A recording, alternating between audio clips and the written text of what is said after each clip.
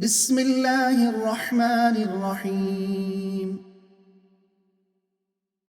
أولم يهد للذين يرثون الأرض من بعد أهلها أن لو نشاء أصبناهم بذنوبهم ونطبع على قلوبهم فهم لا يسمعون. تلك القرى نقص عليك من أنبائها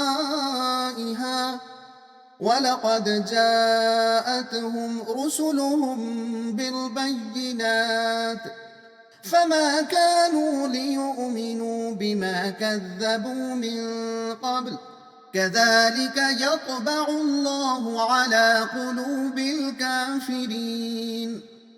وما وجدنا لأكثرهم من عهد وإن وجدنا أكثرهم لفاسقين. ثم بعثنا من بعدهم موسى بآياتنا إلى فرعون وملئه فظلموا بها فانظر كيف كان عاقبة المفسدين. وقال موسى يا فرعون إني رسول من رب العالمين حقيق على ألا أقول على الله إلا الحق قد جئتكم ببينة من ربكم فأرسل معي بني إسرائيل. قال إن كنت جئت بآية فأت بها إن كنت من الصادقين. فألقى عصاه فإذا هي ثعبان مبين ونزع يده فإذا هي بيضاء للناظرين.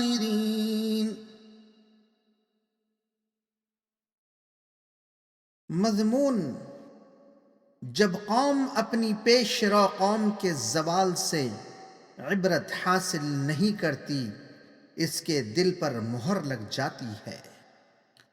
जिस तरह के फ़िरऔन और उसके सरदारों का हाल हुआ, मतलब जब एक दफ़ा इंसान नफसानी अगराज़ की बिना पर हक़ से मुंह मोड़ लेता है तो फिर किसी दलील या मुशाहिदे से इसके दिल के दरवाजे नहीं खुलते।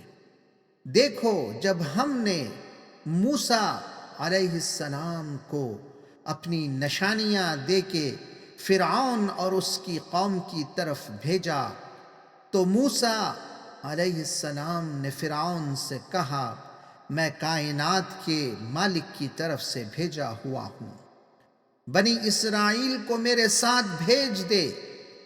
उसने मौजिज़ा तलब किया तो मूसा अलैहिस्सलाम ने अपना असा फेंका तो वो अज़दहा बन गया और अपनी जेब से हाथ निकाला तो वो चमकने लगा। ये मौजिज़े देखकर भी उन हठ धर्मों ने न माना।